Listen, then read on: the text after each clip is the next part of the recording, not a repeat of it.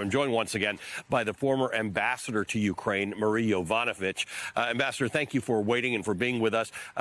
Colonel Alexander Vindman was on the show earlier this week. He essentially told me that he believes there's a direct line between what happened on that July 2019 phone call between Donald Trump and President Volodymyr Zelenskyy and what we're seeing now. He believes that Donald Trump weakened Zelenskyy by withholding a White House meeting and the military aid at the exact time that Zelenskyy, who was a new and untried president, needed it the most. 2.5 years later, how damaging was that whole incident, in which you also became involved, to the standing and potential success of President Zelenskyy in Ukraine right now? Well, there's no question that that whole series of events really damaged the trust between the two countries. Zelenskyy had been, not a politician. He had been a comedian, and this was one of his very first experiences in international relations. And, he said publicly after that he didn't really trust any other countries. So it was quite damaging. But even more so, I think, when the transcripts were released, others, like President Putin, could see the contempt with which President Trump was dealing with President Zelenskyy. And I think that in itself was very damaging. And more broadly, the whole world could see that the President of the United States was ready to trade our national security interests for his own personal and political gain. Hugely, hugely damaging, because you have everybody who is so inclined wanting to jump onto the gravy train.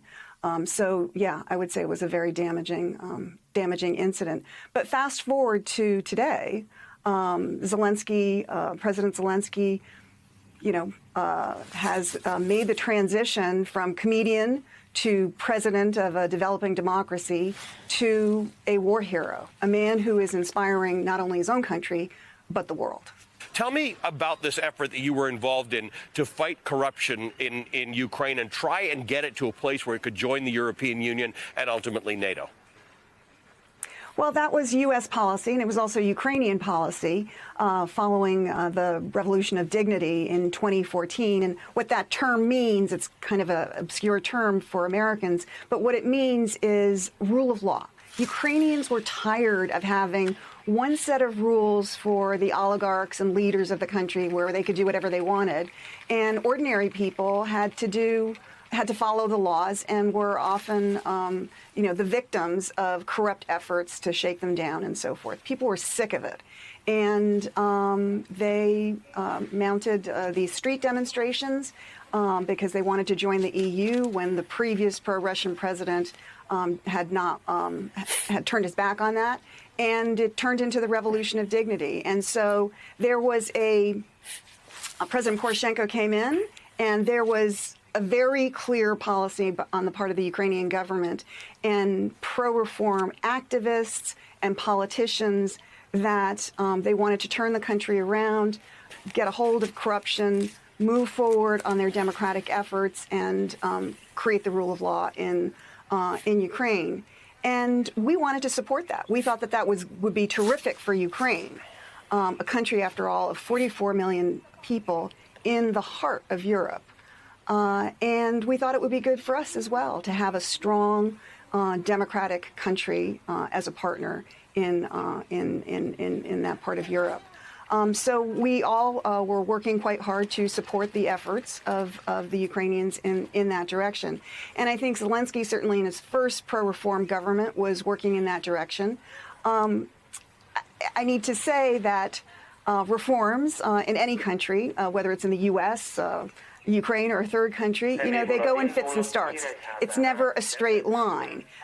So the Ukrainians have made progress since 2014. They have made progress, since Zelenskyy came to power, but it's not in a straight line. And I think the Ukrainian people are still hoping for more progress in that area. But right now, the entire country, the entire political spectrum is united behind President Zelenskyy to fight the common foe, which is Russia. Yeah, it's important to remember that no country is a monolith, and Ukraine has its own politics inside of it. But right now, they are united around this. A final comment from you, a final thought from you. You knew of Volodymyr Zelenskyy when he first became president. Most Americans had never heard the name. He was a young man. He's 44 years old right now. And as recently as a month ago, there were Western leaders saying this guy's not up to the challenge of going up against the master manipulator, Vladimir Putin. What has Volodymyr Zelenskyy done that has impressed you in the last several weeks? Well, I've been very impressed by how he has used his communication skills as an actor, as a comedian, and his executive skills as the head of a large media empire and now the president of a large country in the heart of Europe. He has combined those two talents to communicate with his people in a time of great stress and peril, unite the Ukrainian people behind him, and inspire the world. He has, the man has met the moment. He is a true Ukrainian hero right now. Ambassador, thank you for your time tonight. We really appreciate it. Former ambassador to Ukraine, Marie Yovanovitch, is the author of a new memoir called Lessons from the Edge.